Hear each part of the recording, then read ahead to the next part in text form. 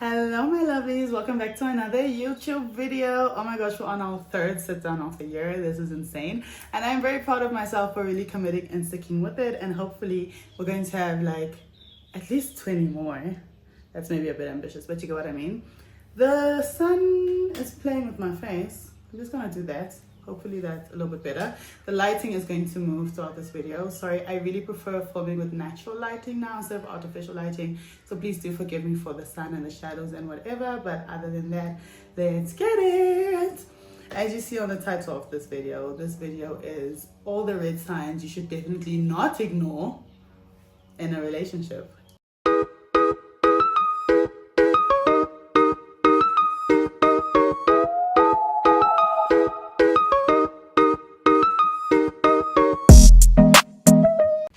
Disclaimer, if this video is about you, don't take it personally, please, because you know what you did and I might tell a joke, but never lie. And secondly, before we get into all of this, there were some very lovely moments in that relationship and he was a very lovely guy for certain moments in that relationship and really showed up for me when I needed him. And so we're not bashing him in his entirety, just the poor decisions maybe that he made. But mostly bashing me because he wouldn't have been able to do all of this if I just left when I was supposed to. Did I ignore any of these red signs? Yes. Did I ignore all of them? Yes. Let's get into it. I'm just gonna go in chronological order, and then you can count how many of these you think are that bad, how many you think aren't, and then you can also ask yourself how the hell I managed to partake for 10 months. The first would be actually meeting him at Groove. I've learned, Oaks, men that you meet at Groove, meet him somewhere else. Meet him somewhere else. Or if you do meet him at Groove, actually, I will say it's okay because my best friend met her boyfriend at Groove and they're together 2 years later. But then your first interaction after Groove should not be at your apartment. So if you meet him at Groove and your first interaction is at his apartment, your apartment, and not a date, red flag. Don't do it. Don't do it, mama. Or even sir, actually, this applies to men and women. Let's stop dogging the men out. But you know that this is a We Dislike Men channel, and that is my brand, and I am definitely the brand ambassador. So don't take it personally. Charge it to the game. Yes. The second one is if the first time he makes an effort to see you is again after Groove. As in, he's gonna go to Groove first and then come and see you at midnight, because he's not missing Groove, but he also wants to see you because he's trying to kill two birds with one stone because he doesn't stay in the same city as you. Yeah, I think the only time a man should be coming to your house after midnight is when you guys are in an established something. Or you guys are booty calling and you know what it is. But if you're trying to do something serious, baby, those are the most unserious hours. Don't do serious business in those hours. That's number 2. Yes, wow. These are going to build up very quickly, aren't they? Number 3, if he lies to his friends that he's going to see your roommates and not you because he's embarrassed of his friends knowing about you, because this is now number 4, or we can say 3.1 and 3.2, because when he had met you in the club, him and his friends had made a running joke that you are a gorilla below group standard and he can't be seen with you, and they've been laughing about you in the group chat for weeks, even though literally not a single one of them knows you or has even spoken to you in your life. Period. Yes, so if his friends are bullying you in the group chat, Kike Hang, and he's a part of it, definitely you maybe don't want to go there. And you find out that has occurred, you maybe want to leave. But yeah, also if he just lies about coming to see you and is happy with them associating someone else, especially for very poor reasons. The reasons that he gave were very stupid and very insulting to both me and to my flatmate, dumb ass nigga and his dumb ass friends. Anyways, you get the gist. We're on 4. Wow, on 4. This is still within the literal first few weeks of me interacting with this person. Wow, okay. 5, if after that situation where he called you a gorilla, there's still a lot of things going on in the group chat because the people then found out that he is actually still seeing you and now they're making fun of you and harassing you and your friends. maybe that's also a good time to leave in case the first 4 were not good enough for you. Number 5, that was 5. Wow, 6. Number 6 would maybe be when you find out that he has a child. Not that he was very open about that. That's just complicated situations. But anyone who has a baby moms and a baby moms who doesn't want to let go, maybe not. Maybe not. Baby moms are just crosses on your back that you don't need to carry. You know? There's some things you lug up a hill and then the others you look at it and you say, that's not my portion. I'm just going to leave it at the bottom of the mountain because I actually am trying to make it to the top. So yeah, baby mom's big fat red cross. That's number 6. My head is starting to spin. Wow, what was I doing? You know when they say that maybe she was glittered? Wow. Those people who are lawyering me, they knew how to get me. They said we're going to get her through Mjolo, through love, because that's where she's weak. Wow, what a time to be alive. Okay, number 7.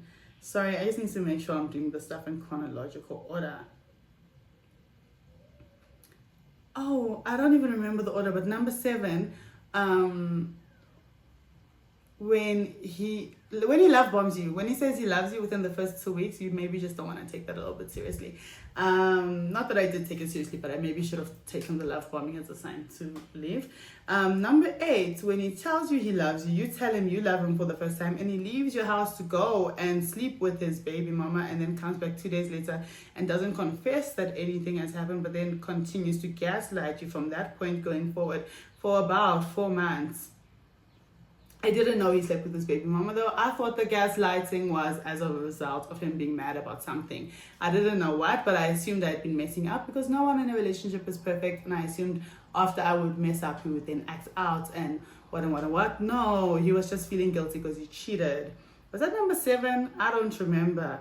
The next one though, because I've lost count, is when you go home for the holidays and you're in your hot girl era, not disrespectfully though or anything, just, you know, dressing up, doing your face, whatever, and you tell him all of your plans, and then he goes ahead and gaslights you and your friend into believing you didn't tell him any of your plans, and then acts like a strict boyfriend all the time, even though he's out all the time, and then gets mad saying, what were you doing in the club until 7 when he's always in the club until 7? Yeah, the double standard thing, also not something you want to carry on your chest. The next one would be when he goes to Groove or leaves for Groove at 8 p.m. and then somewhere in the middle of the night his phone turns off and he doesn't reappear until 12 p.m. the next afternoon. Happened on multiple occasions. The one that pissed me off the most is when he knew I had plans and then called me while I was on the way to my plans wanting to conflict resolute, and then kept on badgering me through the day while I was out with my cousins, mind you, because he wanted to talk and fix things and he missed me. But I was not the one that went AWOL for 18 hours. I think this was meant to be a listen and we don't judge, but I'm judging myself, so I welcome you guys to judge me too. The next one is when he goes to Groove and then a woman answers his phone, and then somewhere in literally the span of 5 minutes he manages to concoct a whole massive plan where some other woman now pretends it was her, gaslights you into believing that it was the same voice and that it was a prank. It was actually just his ex answering his phone. Why his ex had his phone at Groove, I don't know. Why he was at Groove with his ex, I also don't know. But yeah, maybe that's something you also don't want to stay around after, especially when you later then find out that it's the same ex that he cheated on you with. Yeah, fun. The next would be then when said ex DMs you on TikTok and says, babe, I slept with your man.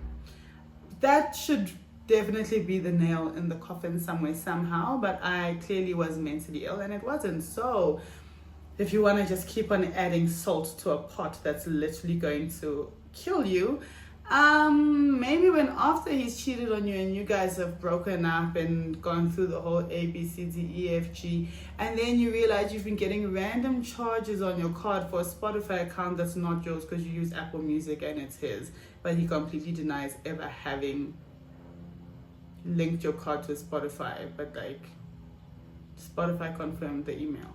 Wow. Mental illness is a crazy thing.